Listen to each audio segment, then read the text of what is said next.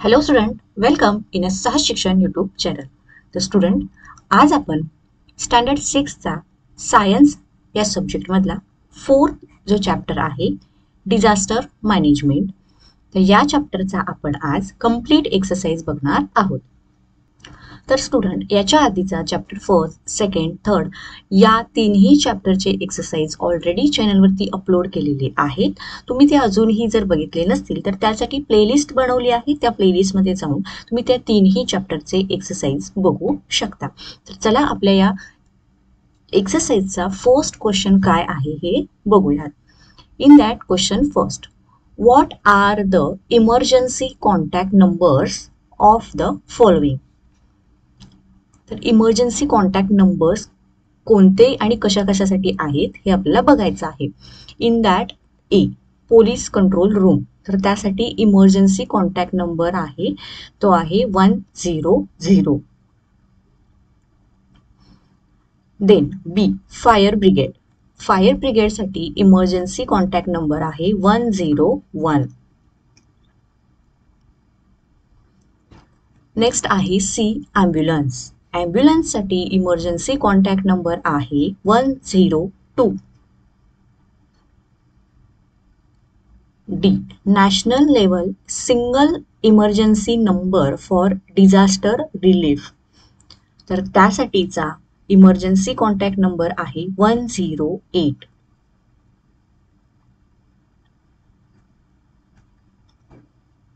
So हा होता आपला क्वेश्चन फर्स्ट. तर विद्यार्थ्यांनो, व्हिडिओ एंडपर्यंत नक्की बघा, कारण हा जो चॅप्टर आहे या चॅप्टरला तुमच्या या एक्झामसाठी जास्त वेटेज दिलेलं आहे. यातले क्वेश्चन 2 ते 3 क्वेश्चन हे तुमच्या एक्झाममध्ये नक्की विचारले जातात. त्यामुळे हा व्हिडिओ तुम्ही नक्की एंडपर्यंत बघा. आणि अजूनही जर तुम्ही चॅनलला सबस्क्राईब केले नसेल तर चॅनलला पटकन सबस्क्राईब करा. खाली जो बेल आयकॉन दिला आहे बेल आयकॉनवरती बटन प्रेस करा, म्हणजे इथून पुढचे जे चॅप्टर्स आहेत याचेच एक्सरसाइज मी जेव्हा अपलोड करेन तेव्हा त्याचे तुम्हाला नोटिफिकेशन मिळेल. आणि व्हिडिओ आवडला तर व्हिडिओला लाईक करा, फ्रेंड्सना सुद्धा शेअर करा. तर चला आपण आता सेकंड क्वेश्चन काय विचारला आहे बघूयात. What first aid will you provide in the following situation. तर प्राथमिक उपचार, खाली त्यांनी ज्या सिच्युएशन दिल्या आहेत त्यामध्ये तुम्ही प्राथमिक उपचार काय पुरवाल असं विचारलं आहे, किंवा काय प्राथमिक उपचार कराल हे विचारलं आहे. सो त्यामध्ये डॉग बाईट, स्क्रॅचेस किंवा ब्लिडिंग, बर्न्स आहे या ठिकाणी,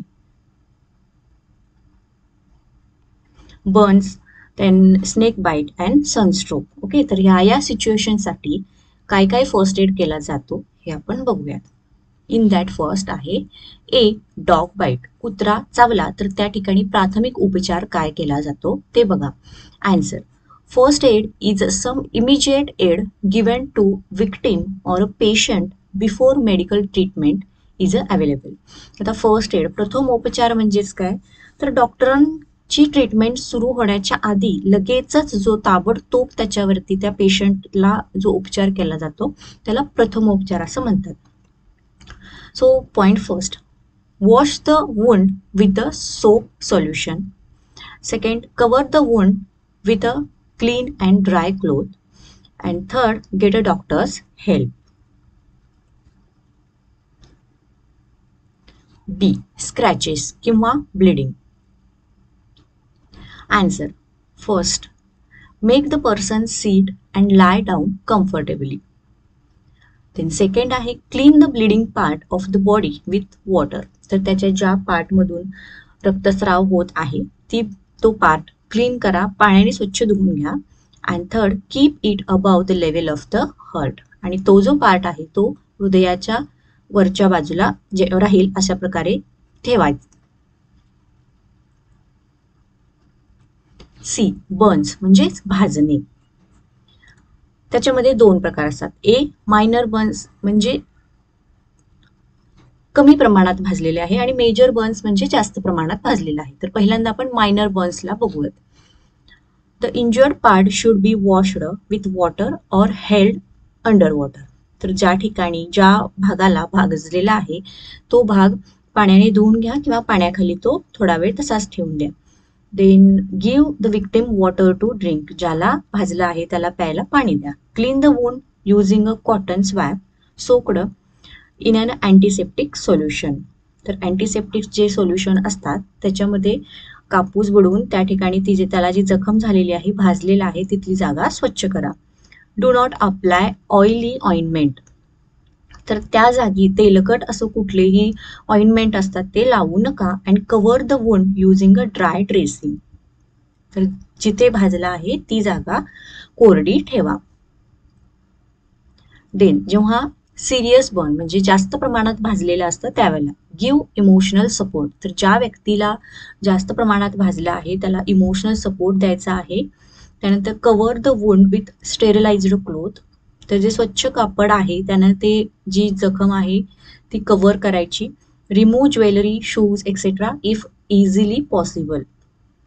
तर त्या व्यक्तीच्या अंगावरती काही ज्वेलरी असेल, शूज असेल किंवा इतर काही हेवी जो वापरलेला असेल त्यांनी क्लोथ्सेस वगैरे, तर ते पॉसिबल असतील तर व्यवस्थित काढायचे आहे. Do not touch or burst the blister on the skin. तर जिथे भाजलेला आहे ती जागा ब्लिस्टर म्हणजे हलवायची नाही आहे किंवा तिथे जास्त टच करायचा नाही. Do not apply oily ointment. मग ह्याच्याप्रमाणेच कुठलेही ऑइली ऑइंटमेंट त्या ठिकाणी लावायचे नाहीत. Then do not try to remove the cloth if it is struck to the burn skin.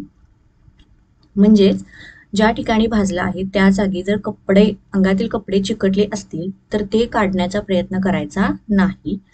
And if the patient is conscious give water to drink but avoid tea or coffee or other stimulating drinks. म्हणजेच त्या पेशंटला चहा, coffee किंवा कुठलेही इतर drinks न देता त्याला फक्त पाणी द्यायचं आहे. Get medical aid at once. आणि लगेचच आपल्या हॉस्पिटलची मदत, डॉक्टरची मदत घ्यायची आहे. देन डी आहे स्नेक बाईट म्हणजे साप चावले. साप चावल्यानंतर काय आपण फर्स्ट एड करू शकतो बघा. फर्स्ट आहे त्यामध्ये wash the wound with the water. तर ज्या ठिकाणी सापानं चावलेला आहे तिथली जागा स्वच्छ धुवून घेणे पाण्याने. त्यानंतर give emotional support to the patient. तर त्या पेशंटला इमोशनल सपोर्ट देणं हे गरजेचं आहे. देन थर्ड आहे tie a cloth tightly about the wound. म्हणजे ज्या जागी तुम्हाला सापाने चावलेला आहे तर त्याच्या वरच्या बाजूला, जेणेकरून तिथून रक्तप्रवाह जो हृदयापर्यंत जातो तिकडे न जाण्यासाठी जिथे चावला आहे त्याच्या वरच्या बाजूला एखादे कापड घेऊन घट्ट असं तिथे बांधायचं आहे. आणि फोर्थ आहे गेट इमिजिएट मेडिकल हेल्प. आणि लगेचच आपल्याला डॉक्टरांची मदत घ्यायची आहे. देन ई सनस्ट्रोक म्हणजेच उष्माघात. तर उष्माघात झाल्यानंतर आपण काय फर्स्ट एड करू शकतो बघा. First take the patient to the cool place or in a shade. तर अशा पेशंटला एखाद्या शांत म्हणजे सावलीच्या ठिकाणी न्यायचं आहे. Sponge the whole body with cold water. तर त्याची जी शरीर आहे ते गार पाण्याने पुसून घ्यायचं आहे. Place a cloth soaked in a cold water on a neck. तर त्याच्या गळ्याभोवती एक ओलगा केलेला रुमाल किंवा एखादं कापड त्याच्या गळ्याभोवती किंवा डोक्यावरती ते ठेवायचं आहे. And fourth give plenty of water or liquids like a sharbats to drink.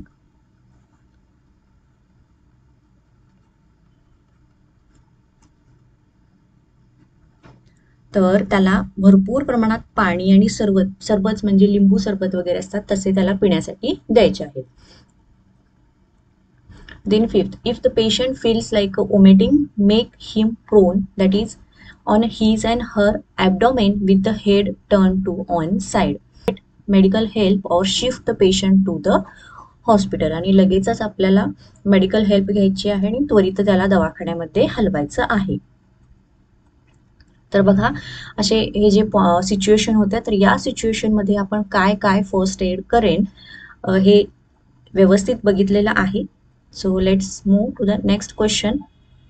Third question, write the causes of the following.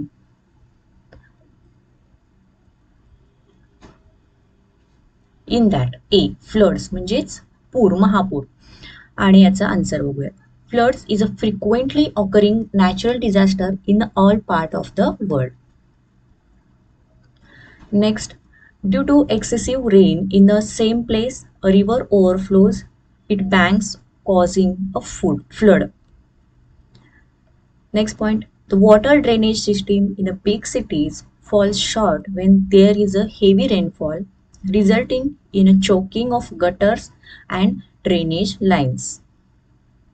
And next, water overflows onto the road and surrounding houses.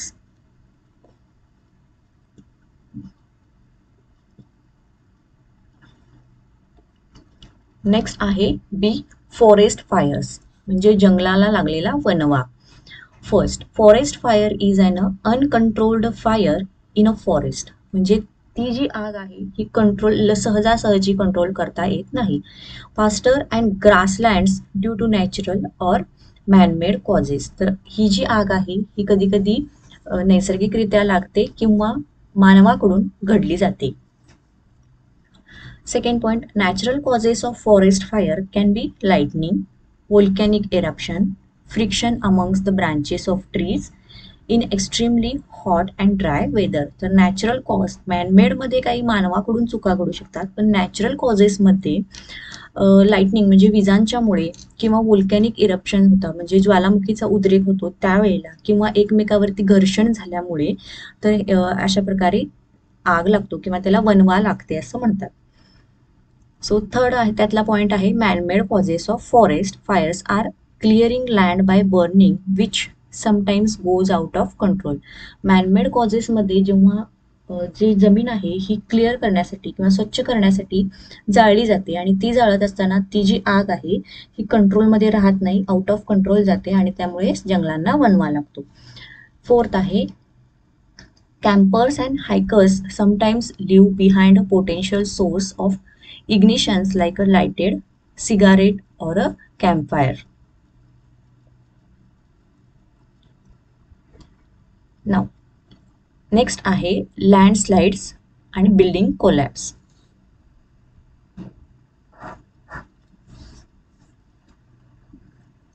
तर लँडस्लाइड्स म्हणजे जमिनीला खच पडणे आणि बिल्डिंग कोलॅप्स म्हणजे मोठमोठ्या ज्या buildings आहेत, अपार्टमेंट आहेत त्या खाली पडणे, उद्ध्वस्त होणे.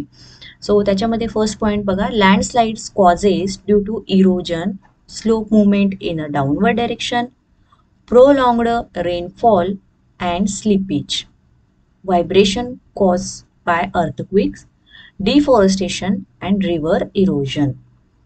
हे झाले याचे कॉजेस. ओके, देन बिल्डिंग कोलॅप्सेसचे कॉजेस काय आहेत बघा, बॅड डिझाईन, तर त्या बिल्डिंगचे किंवा त्या अपार्टमेंटचे डिझाईन हे किंवा बांधकाम व्यवस्थित न करणे, faulty construction, then foundation failure, त्याचा जो पाया आहे हा व्यवस्थित न करणे, और वीक फाउंडेशन, एक्स्ट्रॉर्डिनरी लोड, त्याच्यावरती भरपूर मजले चढवणे, फाउंडेशन व्यवस्थित न करता मजल्यावर मजले चढवणे, अर्थक्वेक, भूकंपाच्या कारणाने, रॅम्पट अँड इरेग्युलर कन्स्ट्रक्शन्स. तर हे झाले बिल्डिंग कोलॅप्सेसचे कॉजेस.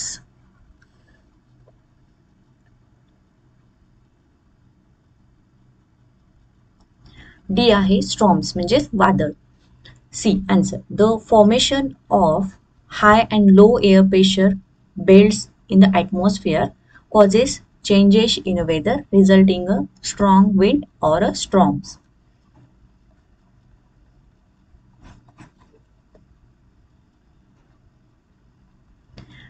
Next आहे earthquakes, भूकंप.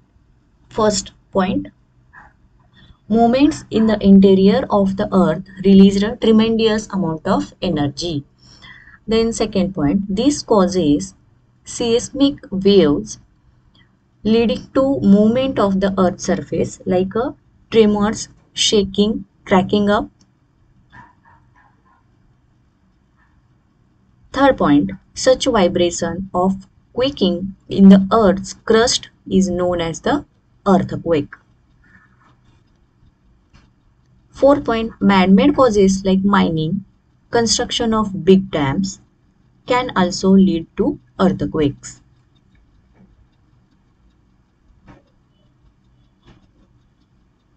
तर विद्यार्थ्यांनो, चॅनलला अजूनही तुम्ही सबस्क्राईब केले नसेल तर चॅनलला पटकन सबस्क्राईब करा. खाली बेल आयकॉन दिला आहे, बेल आयकॉनवरती बटन प्रेस करा आणि व्हिडिओ आवडत असेल तर व्हिडिओला नक्की लाईक करा. चला बघूयात आपला next question 4th. Answer the following questions. तर आपल्याला या प्रश्नांची थोडक्यात उत्तर देण्यास सांगितलेलं आहे. In that question A, what is a मेंट बाय डिझास्टर? आपत्ती म्हणजे काय? And see the answer. A sudden event that causes large scale damage to life, property, and social aspects of a nation or a society is called a disaster. तर अचानक घडलेली जी घटना आहे त्याच्यामध्ये जीवितहानी, वित्तहानी आणि सोशल अस्पेक्ट म्हणजे सामाजिक परिणाम घटकांवरती परिणाम होतो, अशा घटनांना डिझास्टर म्हणजेच आपत्ती असं म्हटलं जातं. B, what are the types of disaster? तर स्टुडंट या ठिकाणी what is meant by disaster हा जो क्वेश्चन आहे हा 2 मार्क्ससाठी क्वेश्चन विचारला जातो.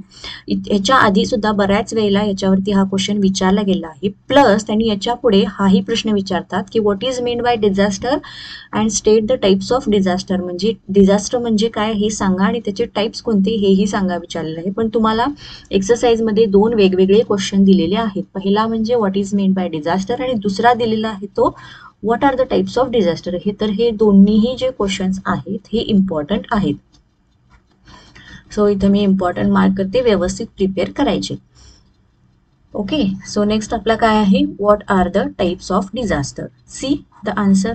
Disaster are the 2 types. First one is the natural disaster, नैसर्गिक आपत्ती, and second one is the man-made disaster, मानव निर्मित आपत्ती.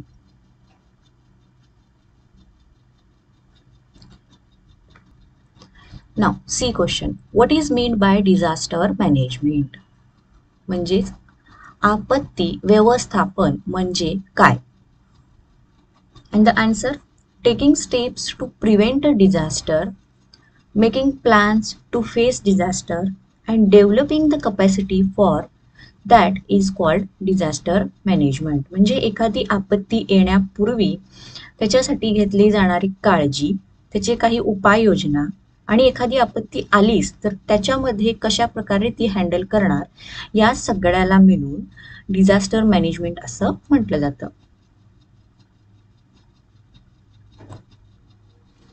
D, which are the main components of disaster management? Okay, तर मेन कंपोनंट्स विचारलेले आहेत. C answer, emergency planning and implementation of disaster management work are the main components of disaster management. तर emergency planning आणि त्या प्लॅनिंगचं केलं जाणारं implementation हे 2 जे आहेत हे मेन कंपोनंट्स आहेत डिझास्टर मॅनेजमेंटचे. Community participation is close related to the disaster management.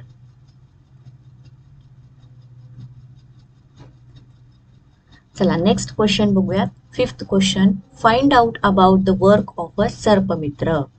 तर सर्पमित्राचं काय काम आहे किंवा त्याच्या कामाबद्दलची माहिती आपल्याला या ठिकाणी लिहायला सांगितली आहे. सो चला बघू त्याचं answer.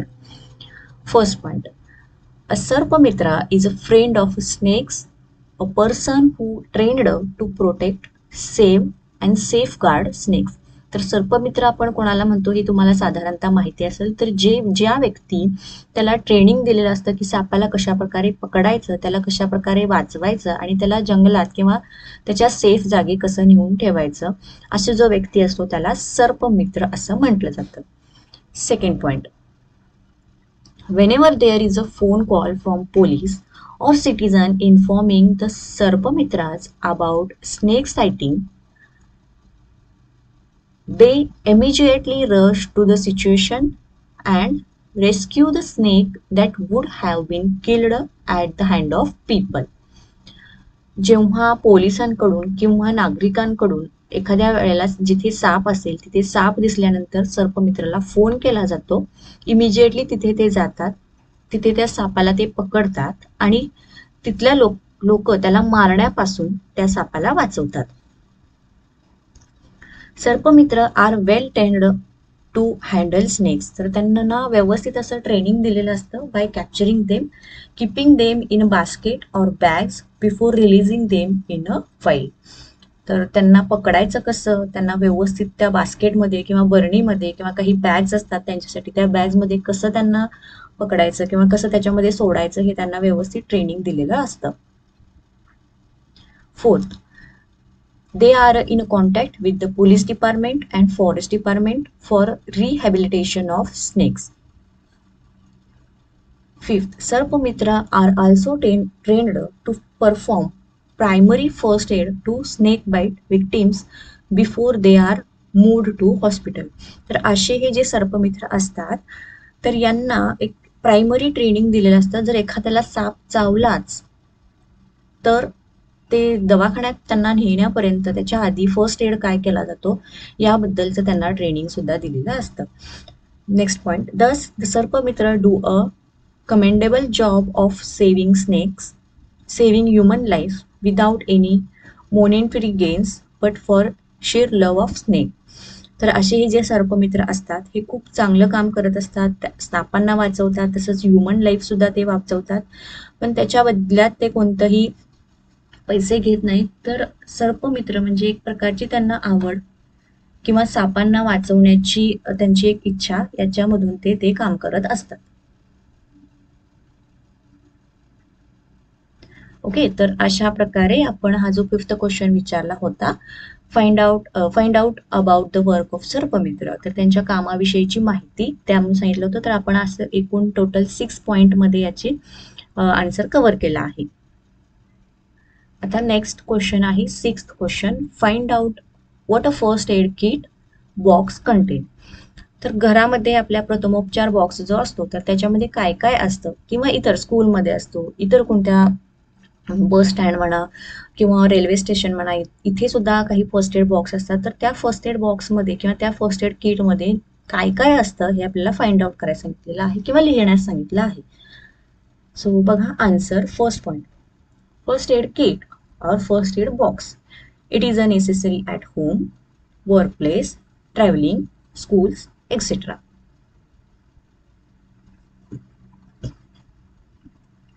Second point, it contains a cotton roll, sterilized dressing, a pair of scissors, Dettol or Savlon, Dettol soap, adhesive plaster, tablets like crocin, necessary medicines like a painkiller, tincture, iodine, electrolyte powder, ear and eye drops, potassium permanganate crystals, Bernal ointment for cramps. तशी हे एवढं जे सगळं साहित्य असतं हे first aid बॉक्समध्ये included असतं.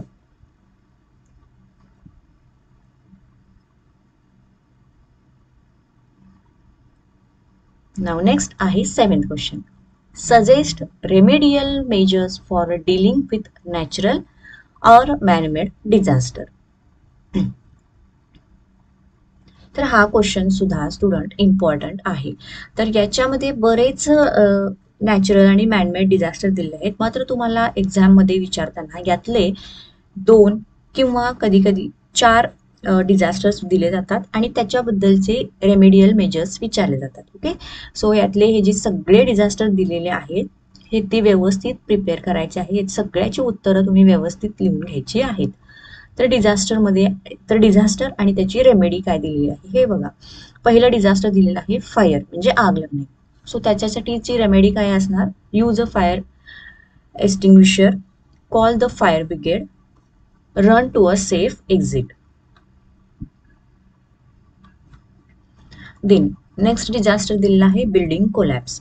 तर त्याच्यासाठीचं काय असणार आहे remedy, evacuate the building immediately, ती जी बिल्डिंग आहे ती पटकन रिकामी करणे, seek shelter in other safe places, call the fire brigade or rescue team, first aid should be given to injured people. Next आहे रोड ॲक्सिडेंट. सो त्यासाठी आपण काय करू शकतो, call the ambulance immediately, give first aid if possible.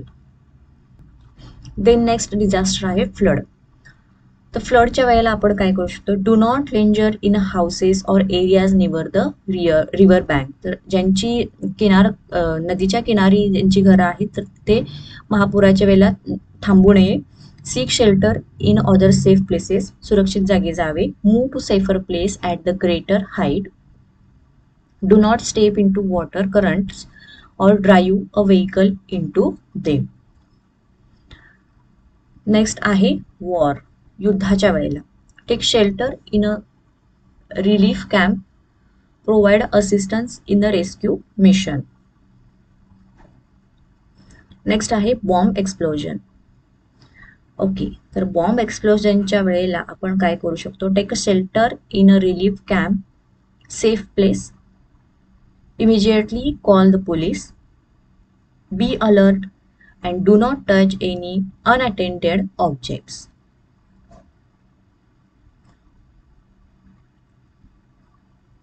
Okay, तर या ठिकाणी आपल्याला आपण किती डिझास्टर बघितलेत, 6 डिझास्टर बघितले. आता नेक्स्ट 6 आहेत. तर हे टोटल इतक्यामधले तुम्हाला 2 किंवा 4 डिझास्टर विचारले जातात. नेक्स्ट आहे earthquake. Run to safe place, hide below a table, and do not use elevators, use a staircase. सुरक्षित जागी पोहोचा, टेबलच्या वगैरे खाली आधार घ्या, आधारासाठी तिथे खाली बसा. त्यानंतर इलेव्हेटर्स म्हणजे लिफ्टचा वापर करू नका, पायऱ्यांचा वापर करा. ओके, तर नेक्स्ट आहे डेल्यू. त्याच्यासाठी रेमेडी बघा, take the warnings and signals from the meteorological department, keep away from river banks and low-lying areas, take shelter in a relief camps. Next disaster will be storm. Remain in a safe place, unplug all electrical devices, take instruction given to people by meteorological department, do not take shelter in a dilapidated structures and under trees. Next disaster, tsunami. Move to safer place, stay alert. Next आहे dot. Save water, take care of people and cattle. And next आहे landslide. Landslide may be caused due to excessive rain or cloudburst in hilly regions. Do not take shelter at the foot of a hill.